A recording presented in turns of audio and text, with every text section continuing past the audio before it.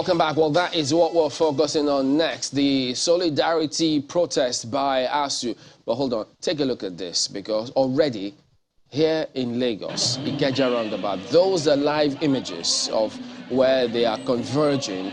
They'll kick off from there and then move on to other areas. So that's where unions are converging for this solidarity protest, ASUU and Labour. And as you can see, the security men are already there. The unionists are also already there. So there's a lot that we'll expect from this protest, not just in Lagos, in different parts of the country as well. But you know, what does this imply? When will they end? Is it just today?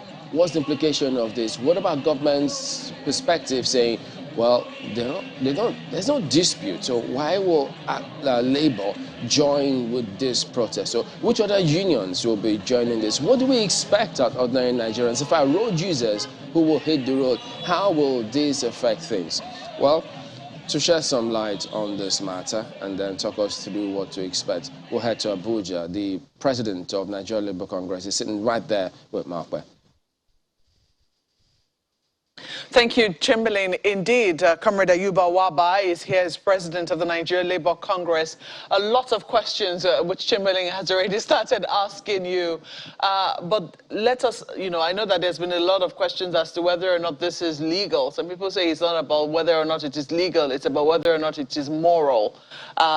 You have given sufficient notice about this particular protest, and today it would seem that, from the pictures that we can see, you're going ahead with it. Can you tell us why you have decided to join the Academic Staff Union of Universities on this particular strike action? Not joining. I think there have been some misconstruing of the information. All the 5 unions, or let me say 4 unions, are affiliates of the Nigerian Labour Congress. SANU, NASU, NAT, and ASUU. And all their membership are members of the NLC. NLC don't have direct members except members of their affiliates. So it's not about solidarity. It's something that we wear the shoe, it pinches us, and we are responding to the issue. The issue in dispute is quite clear. It should be a matter of concern to every Nigerian that our Nigerian universities have been closed down for 5 months. And the children of the poor, and particularly the working class, are at home, while the children of the rich and the elites are graduating daily from foreign universities, and they have the audacity to post those pictures to all of us. It was Mandela that said that the best way to address the issue of inequality in our society and address poverty is to give the children of the poor quality education. That is why we are actually responding. And a lot of effort have been made by the NLC in the past 5 months, including several letters, including pre-warning letters to say that this issue, if action is not taken, it may result to A, B, C, D. Every agency of government have received our letter. We had 3 National Executive Council meetings where decisions were taken. In some cases, we tarried the decision to allow for peace to prevail. But in all of this, we have not seen any solution in sight. Have you joined the negotiation that has been ongoing between ASUU and the federal government in this instance? Yes, the last meeting, which was prompted by the NLC, where we wrote directly to Mr. President through the Chief of Staff to say that can we scale up this conversation to a higher level? And that meeting was actually converged in, I think, 12th of April, chaired by the Chief of Staff, and all the relevant agencies and the unions were there. It was government that requested for 6 weeks adjournment to be able to receive the report of the BRICS committee, to be able to do integrity tests on some of the platforms recommended for payment and other issues. And therefore, since then, there was no meeting. So, from what you have seen, is it that, that there is no will to resolve the dispute, or would you say that there is government is unable to, maybe as a result of paucity of funds? First, I can say there is unnecessary delay. Because I think whatever you can do today, why must you wait for 5 months? And we're destroying the future of these youths. In fact, yesterday I traveled to you. On my way back, I met a woman frying akra and yam. She said, It is from the proceeds that she has been sponsoring her children in the university. And now they are at home. She felt depressed. This is the situation everywhere because parents are really, really depressed, but importantly, the children. Being at home for 5 months, we have lost the academic calendar already, and time lost certainly cannot be gained. So I think there should be some level of urgency in the whole issue. I remembered in the past, particularly in 2011, because the 29 agreement that have been a subject matter, 2009 agreement that have been the subject matter, in fact, the implementation took effect clearly in 2011 when we were in such a dispute. At the highest level, I remember President Jonathan invited NLC and all the unions, and for 14 hours, there was a meeting, the issue was resolved. Because some of those issues need to be scaled to the highest level. And even if it's about the paucity of funds, we will look at the issues. And I'm sure all the unions are also unions that are very, very considerate. Because the economic situation is also very, very bad. And basically, we cannot retain our best. When I was looking at the statistics yesterday, and the exchange rate going for 670 naira to the dollar, I realized that none of our professors, none, and you can confirm, receive up to $700. It's not possible. I was on a board with a professor yesterday. He said he's leaving. He cannot survive in this economy. He worked to earn a living. He needs to take care of his family. Things are going haywire. And therefore, basically, with $700, he cannot survive. So we cannot also attract the best into our educational system. In the past, you find out that we attract the best. So what exactly is this protest? You said it's not a strike. What exactly is this protest meant to achieve today? The protest first is to show our concern and also call for urgent action to resolve the issues. We took 2 levels of decision. First is the national protest to call for attention and for the issue to be resolved promptly. And the next level is 3 days national warning strike. If nothing has happened after the protest, to actually show our grievances, and these are democratic norms everywhere around the world. Even as an individual, you have the right to hear your grievances. It's within the provision of our law. It's backed by UN Charter for Human and People's Rights, African Charter for Human and People's Rights. It's there in our Constitution, Section 39, 40, and even the courts have pronounced that you don't require any permission. So it's legal, it's within your fundamental right to protest in issues. And even you remember within COVID, even with the challenge of COVID, with the global public health emergency, that right have not been taken away from any citizen. Citizens protest, even within COVID, you see it around the world. Because it's a fundamental right. So it's legal. So when people say it's illegal or I think people should also remember, no condition is permanent. I can tell you very soon, we'll be actually launching the NLC at 40 document. You have pictures there, particularly page 85, where you have our current political elites joining NLC in similar action in the past to try to press for action to address some of those fundamental issues of development. Let me flip this to Lagos now. Thank you, Markwe. I just want to follow up on one of the questions she asked, and that's from at least part of the negotiations which you have witnessed and at least have an insight into. What sense are you getting? Are you getting a sense that indeed government has the capacity, the funds, the money to solve this problem? Because money is actually at the heart of all of this, really. So do you get a sense that indeed government has money or can actually try to, and it isn't, or what exactly? And we need to get that point clear. No, it's not everything that is about money. Yes, money is involved, but importantly, like the issue of the platform that is being used to pay the university workers and even the civil service, the IPs, which has come under scrutiny, and also it has been part of the challenge. It does not require money. 2, also, I can tell you that we are not a poor country. Basically, it's because we have not been able to prioritize what we think should be our priority. So education should be a major priority. And we should be able to have resources to be able to fund our education, particularly public education. Because I can tell you that if in the past, all our political elites have been able to have quality education, public education, and they are the current crop of leaders, we should be able to pass this to the next generation. So basically, if it is about funds, this can be addressed on the negotiating table. We have seen clearly also how funds funds that are very funds are also being used in other areas that I think are not of important priority, like the issue of education. So it's quite a lot of commitment that is required, but importantly also the fact that time is of essence, because 5 months is not 5 days. And basically, I think all of this will have to come to play for us to be able to find solution. Okay, Mr. Waba, I'm also following up on one of Malpe's questions, which is for you to speak to the morality of this solidarity strike, particularly because the Minister of Information had said that the NLC itself is a party to the negotiations geared towards seeking a solution to the impasse between government and the striking union. So in that regard, how moral is this? Because now you're being accused of taking sides with a party to the negotiation. No, we are not taking sides. We are actually affected in the negotiation.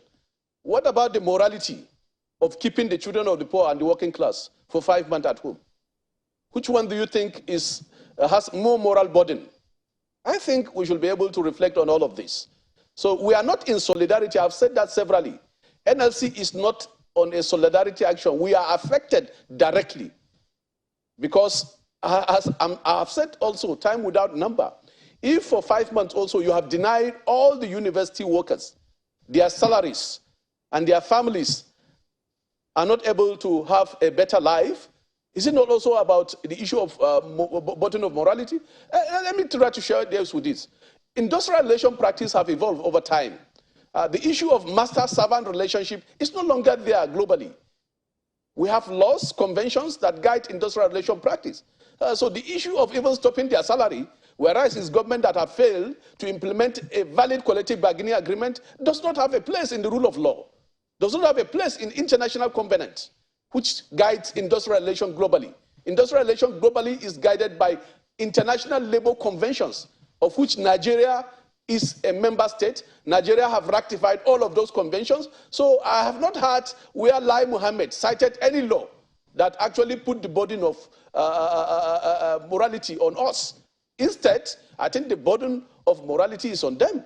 So basically, I think there have been a misinformation, or the information have not been well crafted. Secondly, I've told you that we attended the meeting that was also prompted by the initiative of NLC to say, can we do something different from what had been in place? Because those unions have been shuttling between the office of the Minister of Education and the Minister of Labor. And basically, the issue have remained unresolved. So it was out of our concern.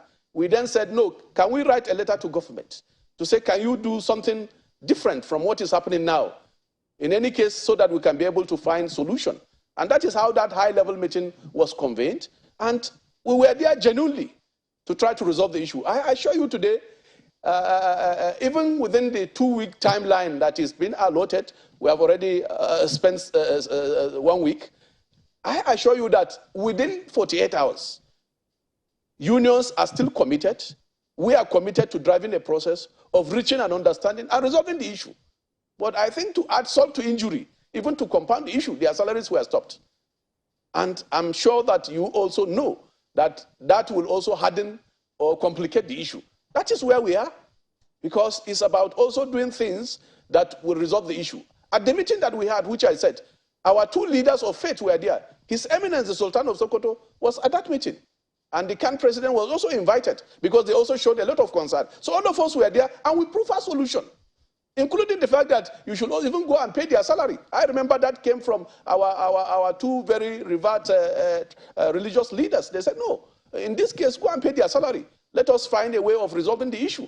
And in the course of the discussion, because the document that need to drive the process of the negotiation was not available, importantly, the report of the BRICS committee was not there. So government said, no, can you give us 6 weeks so that we can go and tidy up and then come back?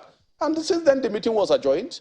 The meeting was never reconvened. And basically, we think that every time lost is time that cannot be gained.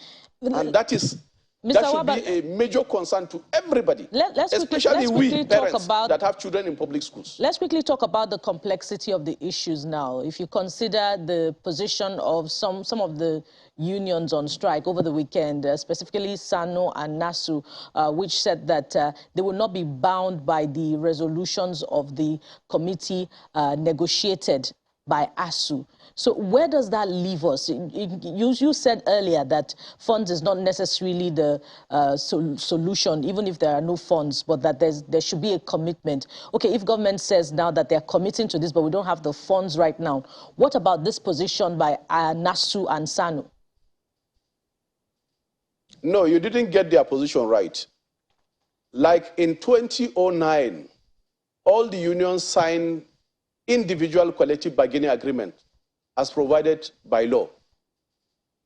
ASUU will not negotiate for SANU, and ASUU will not negotiate for NASU or NAT. And therefore, what they are saying is that as it was done in 2009, those unions, either as their joint action committee or as individual unions, their issues are similar but peculiar, and those issues can also be resolved. I didn't say that money is not involved. Money is involved. But I'm sure also that, as we have done in the past, the major funding mechanism today in our universities is actually something that was initiated by ASUU, TED Fund. And the credit must go to ASUU. When we are in similar situation under the military, and we said there is no fund, ASUU came up with the template of the TED Fund to say, can we do it this way? Reluctantly, in fact, it was under Babangida regime. It was not actually enacted. Abacha enacted it. And subsequently, when our politicians saw that is viable, they changed even the concept of it. So it's not about funding. We are dealing with intellectuals. And I'm sure that ASUU will usually come to the table well prepared to give solution to where even the funds will come from, and also provide solution on how those issues can be addressed, like they brought the issue of UTAS to replace the issue of IPs. So these are the issues, germane issues. On the negotiating table, all those issues will be there. And that is how this issue was resolved in 2011, as I said, because it was scaled up to the highest level, and all those facts were put on the table, and those issues were resolved. Well, we've seen different communication from federal government and ASUU over months of these negotiations. The latest, the dynamic BRICS committee, that the government says, well, look, we can't accept this because of the way the negotiations went and the role ASUU played in all of this. So how is Labour going to come in? What do you expect from government? And is Labour going to say, well, you can't reject your committee that you set up having come to this? So at what point do you expect perhaps government and ASUU to meet themselves? First, you should realize that either the Babalakin committee or the Professor Munzili committee report or now the BRICS committee report, they are not committees set up by the unions. They were committees set up independently by the government to try to resolve the issue. And therefore, government cannot set up a committee and also come up to now criticize the work of the committee. And that's why from the beginning, the unions asked whether those committees have full mandate of government to negotiate with them. And that's where the issue of negotiating in good faith comes in. Because under the Labour Palace, you must negotiate in good faith. You must negotiate to save time. There should be timeline for negotiation. And it must be in good faith. And all other variables will actually be considered at the negotiating table. This is what we have been saying. So basically, it's not within our purview to say that, well, government have rejected the report. Government should come out clearly to say, well, we've set up a committee, but at the end of the day, as we have done to either the Babalakin committee or the Professor Minjuli committee, we have also rejected the work of the committee. Because why do you allow committee to finish their work before now rejecting the committee? Why not make inputs while the committee is still ongoing? So for us, this is entirely time wasting. And basically, time wasted cannot be gained. And in this particular issue, I don't think we should actually allow for such time wastage. We should be prompt, we should be smart, we should be able to address the issue within a very specific time frame. So going forward, I think we should put some urgency in addressing the issue. And we certainly hope so. 5 months, as you said, is not 5 days. But, you know, the Minister of Information and Culture also said that, you know, Labour should insulate itself from politics. And I know for sure that NLC and other Labour unions have said that, you know what, your members should vote for Labour Party. And, I mean, in the build-up to 2023, that might be seen as, well, that's an opposition party, clearly, to the government in power. So from that view, wouldn't you say that, well, Labour might be being partisan as well, or might be viewed as being partisan, since you have publicly declared your support for a party which is considered at least one of the front runners in the race to 2023? Very simple. The issue of having our children at home required also a political decision for them to go back to school. It's very obvious. What is politics? Politics is about how a state is governed. And let me try to share with you. Labour Party has its own life. NLC as an organization has its own life and structures. Let me also share with you what has been the perspective of NLC. Part of the objective of NLC at foundation is the fact that we protect both the political and economic right of workers. It's there. Go and check our constitution, is there. And that is why the founding fathers of NLC, particularly Labour leader number 1, Michael Imodu, was part of the formation of Workers and Farmers Party in the 60s. He was a member of the NCNC, not as a group, but also to try to defend the interests of the working class. And don't forget, he was also a member of PRP. Labour Party was formed in 1989 by Pascal Bafiao because of that understanding that we have a provision to represent the interests of our members. And Labour Party have been there since then.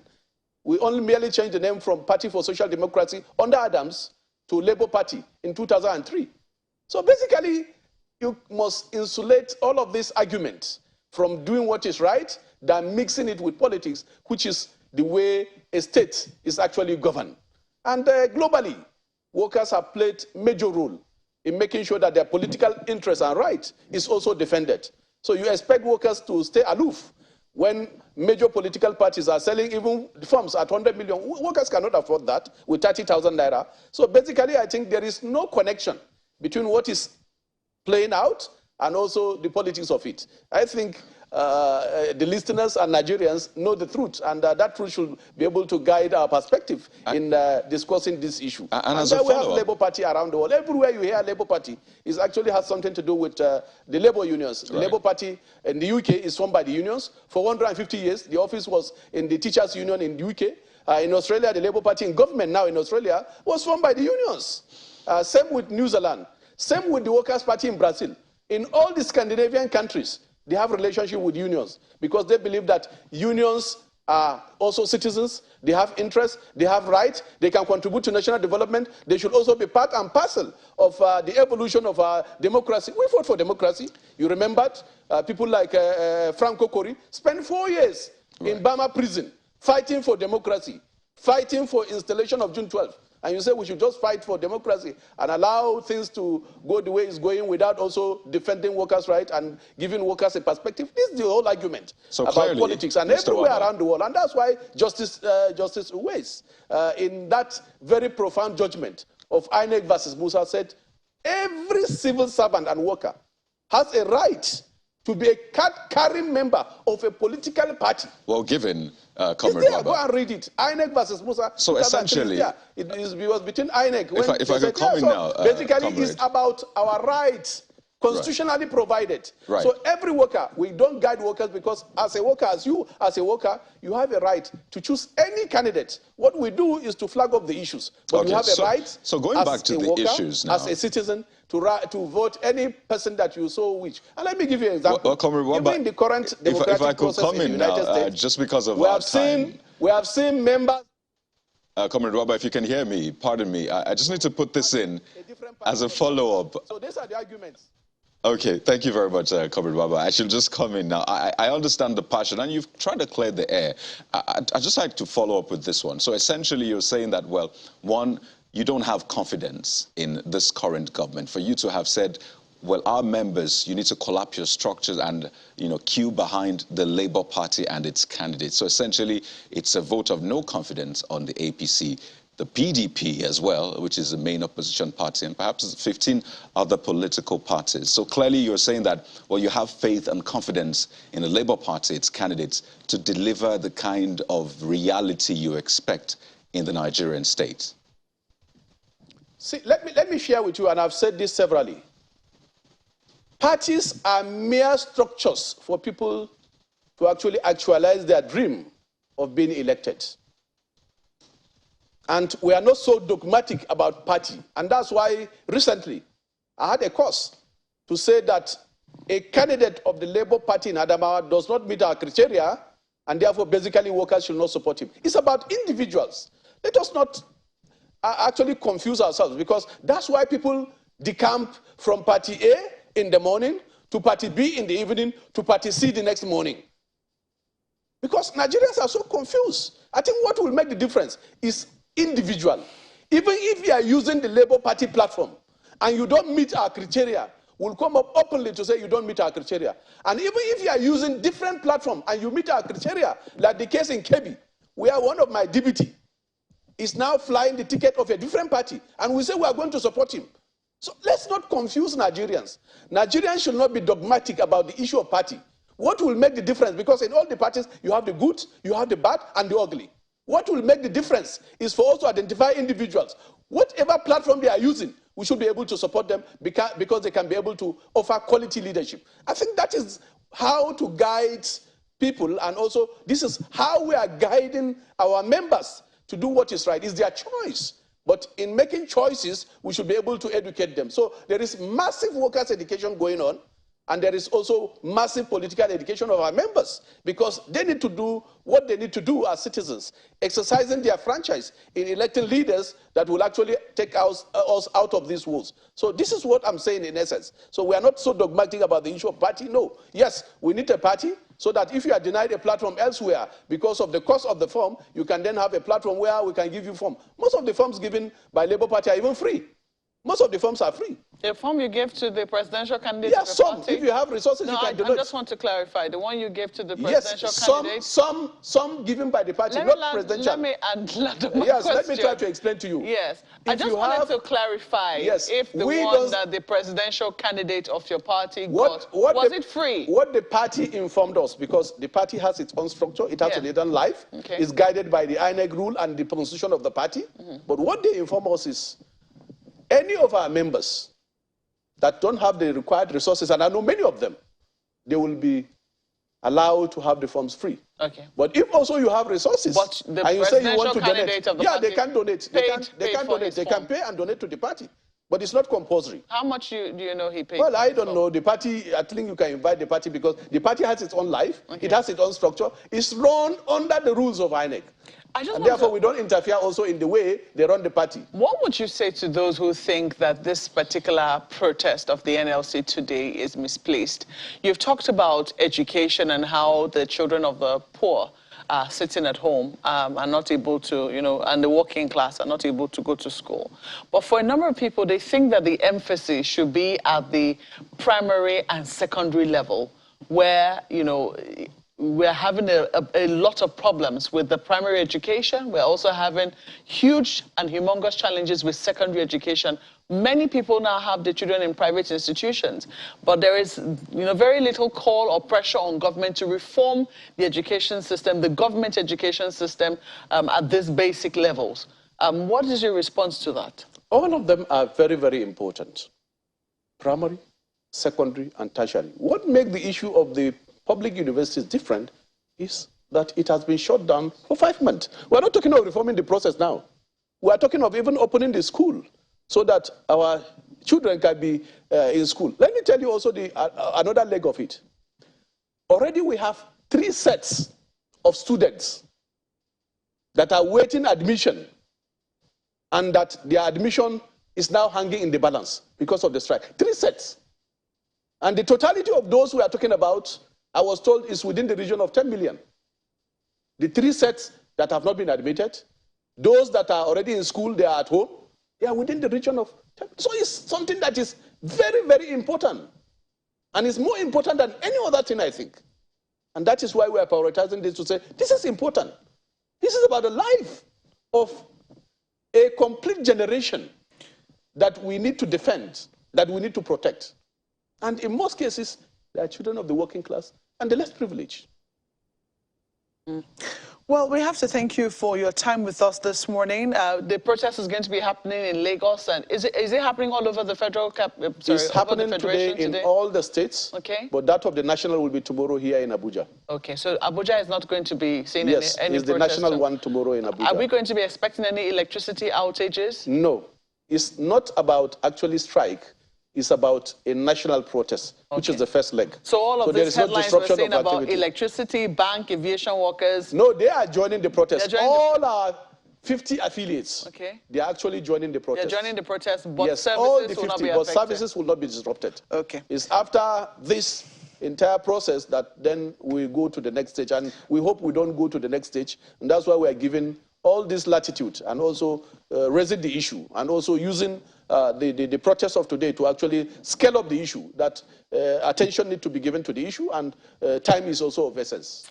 Well, thank you so much for coming on Sunrise Daily this morning. Comrade Ayuba Waba is the president of the Nigeria Labour Congress and has been speaking to us on the planned protest of the Congress in all the states of the federal capital of the Federation today, and there will be a major one tomorrow. Thank you once again for your time this morning. Well, thank you very much. I think also thank you for giving us this platform to shed more light on the issues.